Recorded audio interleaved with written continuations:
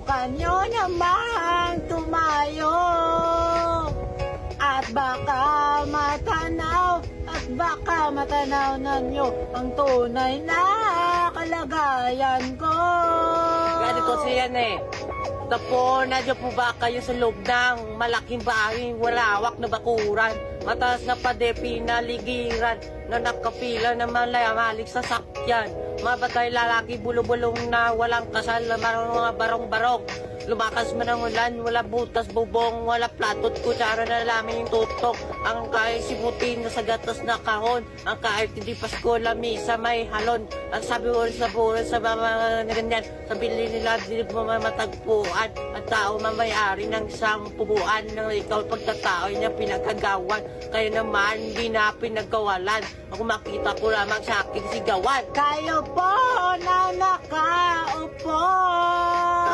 subukan nyo namang tumayo at baka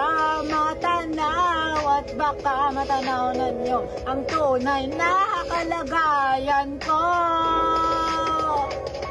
Walang galang na po sa taong nakaupo, alam nyo na patangkalang pang hindi puno, dingding na ba titagpi-tagpihiro sa gabi, sobrang init natutunaw yung yelo, tibili na mo pang ilagay sa inumin, pinakulong tubig lumang nakuluring, na napagataong inaanod sa stelo na silbing kusina na may aming banyo, ang aking inay na makayaman sa kaldero, nagagamit ng pag-aking amay, may suldo, okay, kulang pa rin, ulam na tuyatasin, ang 50 pesos na magapon pasasahin. Di ko alam talaga maraming araw, mataas lang ang bakod, bulag-bulagan naman po kayo. Kahit sa dami na pera nyo, wala doktor na palinaw ng mga mata nyo, kaya huwag kang nasyadong halata, bato-bato sa langit, ang mata ay huwag magalit, o bato-bato sa langit, ang matamaan ay huwag nasyadong halata, huwag masyadong halata, huwag kang masyadong halata,